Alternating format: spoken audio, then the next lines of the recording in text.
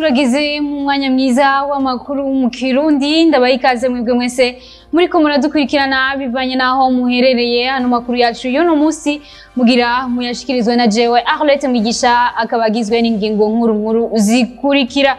Umukuru w'igihugu c'u Burundi arasaba abarundi bose muri rusangi kwijukira gukurikirana ibimenyesha makuru kugira ngo baze baramenya amakuru aho ageze. Nayo abaregwa n'abarezi bo kwishure shingiro ya Musaga ya mbere barabangamiwe n'isuku rike gibonekeza kuri iryo shure biturutse kwikena ry'amazi.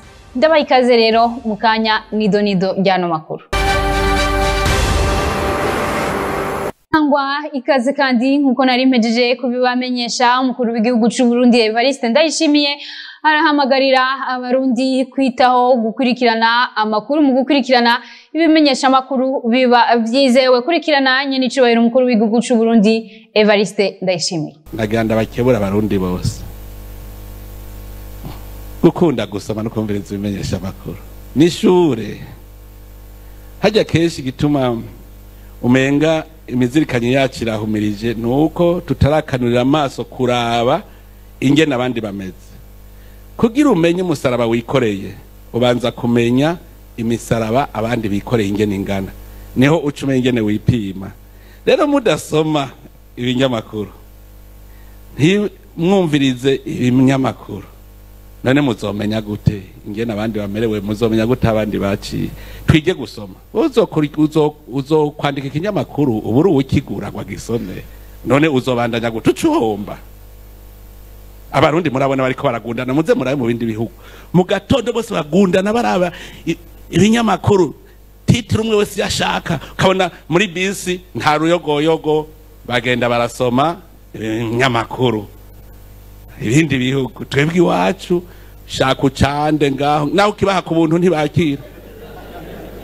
Tuzotera imbere gute tudashobora kumviriza amakuru, tudashobora gusoma ibinyamakuru? Iterambere riheraho nyene nitwe badushaka kugira mbere tubone yuko turi mu mbono y'ibihumbi 2040 nuko tuzoba dushobora gusoma ibinyamakuru. Tudashobora gusoma mumenye ko tugifise umuzirikanye uhumirije, kuko ikinyamakuru ni cigwa ubu uri kuriga. Soma ibitabo, soma ibimenyesha amakuru.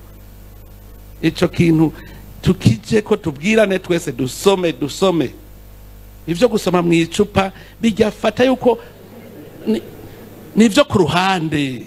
Gusoma mwicupa nivyo ku ruhande. Je mbere sinumva ingene umuntu aza gusoma mwicupa atahejeje akazi, hajya muhira waruhutse niho uvuga uti jewe reka nikura kuya nari nakoze. Mugana nyene baza kumviriza amakuru ugasoma ikinyamakuru. Tubandanya n'amakuru yacu ngo nubwo nyene icubahiro umukuru w'igihugu ahamagarira abarundi gukurikirana ibimenyesha amakuru vyizewe, ngo haracari imvo nyinshi zituma abarundi badakurikirana ibimenyesha amakuru vyizewe. Ni inkuru ya mugenzi wacu Bernice Igiraneza. Mu gihe uno munsi abantu benshi batagihurumbira cane gukurikirana ibimenyesha amakuru, Onesime Ndayizeye umuhinga mu vyo kumenyesha amakuru akaba n'umwigisha muri kaminuza aratanga imvo nkuru zibituma. Imvo zibiri zashobora kubisigura. Ubu buhinga bwa none tugezemwo bwatumye guhanahana amakuru bica byoroha. Hariho abahaguye bafata uwo mwuga wo kumenyesha amakuru barita abamenyesha amakuru, bamwe bakunze kwitaba journaliste citoyen, ugasanga barakwiragije amakuru mu munota umwe, mu segonda umwe, ugasanga barandagase. Kandi kenshi bikorwa n'abantu ugira uti tugomba tubikore kugira tube turahuvya abantu, kuko bobo nta kintu na kimwe citegeko kibafata, biraheza bikaborohera. Ikindi naco nibaza kira kabiri nuko ushobora gusanga bivana n'akanovera k'amakuru atangwa n'ibinyamakuru tumenyereye no kugana media traditionnel. None abo ivyo binyamakuru byo bitanga inkuru yisunga ibibazo vy'abanyagihugu. Mugabo je nibaza yuko kugira umuntu akurikire ikinyamakuru abafise ica kironderamo, abakeneye inkuru imufasha mwiterambere. Rero mu gihe abamenyesha amakuru batokerebuka koko bagakorera abanyagihugu, usanga biteye ingorane. Mu bisanzwe umunyamakuru inkuru nyayo ni inkuru itohojwe neza, ni inkuru izira kanenge, ni inkuru iyo inkuru itariyo nibihuha birica. mugabe inkuru nayo iyo yaheze igakiza. Hambavu y'ivyo abandanya avuga icokorwa. Umwuga wo kumenyesha amakuru ni umwuga uriko watera imbere. Ubuhinga ngurukana bumenyi busaba ubumenyi bushasha. Rero abamenyesha amakuru babwirizwa kuba ari abantu bazi gukoresha ubwo buhinga bushasha. Rero muri iyo ntumbero nyene ibinyamakuru biza kwisuganya bikamenya ingene bizifata muri bino bihe bakinjira muri ubwo buhinga bwa none bagatanga amakuru yo kandi babwirizwa kwishikira ku rubuga ko bamenya gutandukanya icasi n'uruhu.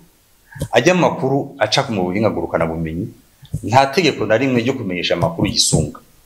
Akenshi n'amakuru y'ibihuha, akenshi n'amakuru atangwa kugira ngo banahuvye n'ukuri. Rero babwirizwa kumviriza, sindababuje kuyumviriza canke kuyatanga n'uburenganzira bwabo. Mugabo nsavye abayatanga ko bushira imbere ukuri. Ikintu citwa ukuri tukivuge tugisubire niwo muzi mukuru umwuga wo kumenyesha amakuru ushingiyeko. Rero ndabasaba yuko boza baramenya babanze batohoze yumvirije iyi nkuru yaje mvangaha muri ikinyamakuru ngurukana bumenyi narondere n'ahandi abanza baza atohoze imve ko ari byo. Kandi ndabasabye ko atoha umugongo ibyo binyamakuru vya kera. Ibyo binyamakuru vya kera byisunga amategeko mpuzamakungu ajanye n'umwuga wo kumenyesha amakuru. Ivyo binyamakuru vya kera n'ibinyamakuru bikirikiranwa n'umugwa na CNC bikurikiranwa n'ababijejwe byisunga bitanga inkuruzo. Mugabe ivyo binyamakuru navyo ndabisaba yuko navyo mu byo bikora byose byo kama vyibuka ikibazo c'umuntu. Tubibutse ko mu Burundi umwuga wo kumenyesha amakuru watanguranye n'ibimenyesha amakuru vyandika, iradiyo n'imbonesha kure hamwe n'ibinyamakuru bikorera ku mbuga ngurukana bumenyi bije vuba. Amakuru yacu tiyabandanirize mu gisata c'indero. Abaregwa n'abarezi bo kw'ishure shingiro ryo ku Musaga ya mbere barabangamiwe n'isuku rike ryibonekeza kuri iryo shure biturutse kw'ikena ry'amazi rihari. Inkuru dukesha mugenzi wacu Patrick Hatangimana. Sagaseseshwa rumuri, ikibazo c'isuku rike riturutse kw'ikena ry'amazi kiribonekeza hatari hake mu bigo vy'amashuri ya leta ari mu bumanuko bw'igisagara ca Bujumbura. Akarorero ni kw'ishure shingiro rya Musaga ya mbere. Turagira inyota tukaburayo tunywa amazi kandi hajya nyene tugiye muri toilette ko twadushaka dushike dukaraba kubera arashaka kuva muri toilette tugacushika umunyeshe mugana yazanye n'ikintu mwishura agaca guhako arashikurya kana karavye. Nk'ubu unye harashaka kuza nk'umwana agwaye tukamuha ibinini akabura amazi yamirisha. Ndikumana Honore umuyobozi w'iryo shure aramenyesha ko atewe umutima uhagaze n'ico kibazo akanasigura ikibitera. Kubwe turafise ikibazo c'amazi. Amazi akunda gukama n'ugira ivy'isuku arinda kuja gusembera kuja kuyarondera ku marobine public. Ama twasanze facture y'amazi ari umurengera kuko na mariyere ya kera bagiye kubibukiriza reka facture za kera dusanga tugeze mu bihumba amajana 773 n'ayarenga ko hejuru. Nubwo biruko uyo muyobozi arasigura imigambi ategekanya kurangura kugira ico kibazo gitorega umuti agasaba gushigikirwa. Icokorwa mbere na mbere nuko digidezo kayo kwifata mu jiji kabona ko ku bigo by'amashure batobakarira cyane mu kubaha amafacture ahubwo borohereza kugira babaha amazi. Kine naco nuko mu kwihutisha bya mugambi wa amazi wota kugira dushobore kuronka amazi atawirirwa araruha cyangwa batirirwa biradusaba amafaranga y'ikirenga kandi duca twikora no ku bavyeyi badashise n'uburyo.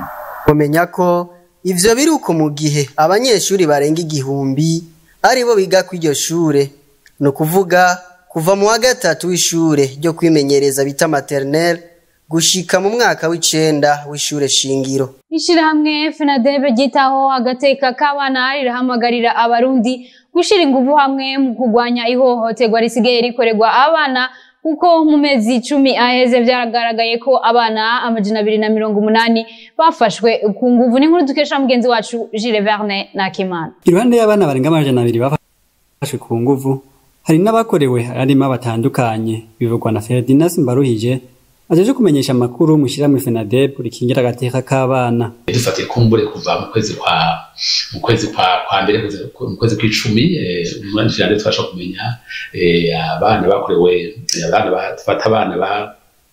abafashwe ku nguvu dufate twafise abana barenga amajana 280. Abo ni benshi cyane rwose no munsi bafashe nk'amezi akurikira ngufate ku mwaka ahugeze no munsi barenga amajana 3. Urumva ko by'ukuri ibyo bintu bikomeye cyane kandi ibyo y'amabi nayo cyumva ko akorerwa hose ntaho ufata ko hari intano munsi mwene amabi atashika atarizwamo abana batabwa twasho kumenya abana barenga 63 batawe nabo batuza kwakingira abandi bana bafashwe nabi barenga 60 abandi nabo usanga bataye n'agatoyi ibikibade barenga 54 hanyuma akaba n'abandi bandi bahoteye kujana ibyo ku mubiri barenga nabo nyene 100 amfatiye kuri ico kintu bariye ko kuva mu kwezi kwa 10 kumwaka turimwo. Asaba abarundi bose gushira inguvu hamwe mu kugwanya ihohoterwa ry'abana ko ari igikorwa kitoroshe kandi kiraba bose. Bazakorera hamwe kuko birasaba ko by'ukuri bakorera hamwe bafashanya cyo ndashoboye kudakirana bakore ko kuri abantu bose bamenya akabantu ko rimwe na rimwe barasamara wasanga nibazi ko umwana asagateka amateka ahabwa naye amateka mbeje ko nshigiko mbeje kubabari bari birakenda ko kuri haboneka inyigisho zitandukanye abantu bose by'ukuri bakamenya kirazira bakamenya ko by'ukuri umwana asagateka amugenga dishobora kuvuga ngo kumbure kugira ngo dishobora kubahezako byeruko mu gihe hari n'abandi bana bahohoterwa ariko abavyeyi babo bakabigira ibanga. Ndabasabe imbere ko tubandanya amakuru yacu ubu tubanze dukurikirane ibihayanisho. Muri ibisi bikurirangiza umwaka ndabarahiye Tesa na Noeli, Tesa na Star Times. Nivyukuri ubuguze buke y'amezi 2 y'amayinite wahora ya Star Times uca wirabira buke yo hejuru yayo amezi 2 nyene. Sivyo gusa wahora buke yo hejuru iruti izindi bacu bakongerera k'imizi 10 yose wirabira ataco winona nimwirabira amasanamu ya mbere Tesa kuri decoder za Star Times biravye vyose. Ganza TV yitwa Ganza TV kuri Star Times naya decoder rurangiza Tesa ya Star Times DTH n'ibihumbi 50 gusa. Tesa na Noel, Tesa na Star Times.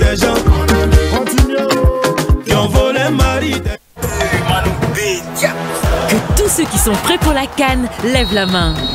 Direction la Côte d'Ivoire.